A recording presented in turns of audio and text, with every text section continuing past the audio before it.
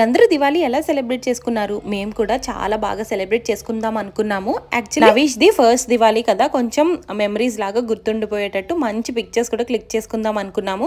మంచిగా పూజ కూడా చేసేసాను. కొంచెం ప్రసాదం చేసి దేవుడికి అన్ని దీపాలు అవి పెట్టేసుకొని లక్ష్మీ పూజ చేసుకున్నాము. కష్టమైన కొంచెం ఇష్టంగా చీర కూడా కట్టుకున్నాను. ఈ చీర అంటే నాకు భలే ఇష్టం. బట్ అన్ఫార్చునేట్లీ చీర అంతా కాలిపోయింది. అంతా ఇన్ ద సెన్స్ ఇంకా కట్టుకోవడానికి పనికిరాదన్నమాట. అంతా ఒక ఫ్లాష్ లో అయిపోయింది. ఈ దివిటి కర్రల్ని ఇలా కాల్ చేసి చిన్నోడిది జగ్గుది కలిసి జగ్గునే పట్టుకున్నాడు. ఇలా ఎత్తుకోగానే అలా నిప్పురవ్వ వచ్చి చిన్నోడు డైపర్ మీద పడిపోయింది. అసలు చెప్తున్నా కదా, అంత ఫ్లాష్ లో అయిపోయింది. చూస్తున్నారు కదా, ఇంకా నాకు వెంటనే ట్రిగర్ అయిపోయింది అనమాట. అయ్యయ్యో అని చేత్తో లాగేశాను. ఇంకా నాకు కూడా చెయ్యికి చిన్నగా కాలింది.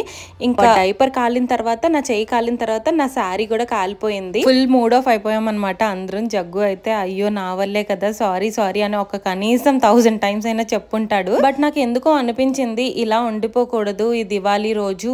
లైఫ్ లో కొంచెం అప్స్ అండ్ డౌన్స్ వస్తూనే ఉంటాయి. మూడ్ ఆఫ్ అయిపోయిందని అలా కూర్చుంటే చిన్నోడు కూడా ఏడుస్తున్నాడు, మేము కూడా ఏదోలా ఉన్నాం. ఇలా కాదు అని ఆ క్రాకర్స్ అన్ని తీసుకొని వెళ్లి టెరెస్ మీదకి వెళ్ళిపోయాం అన్నమాట.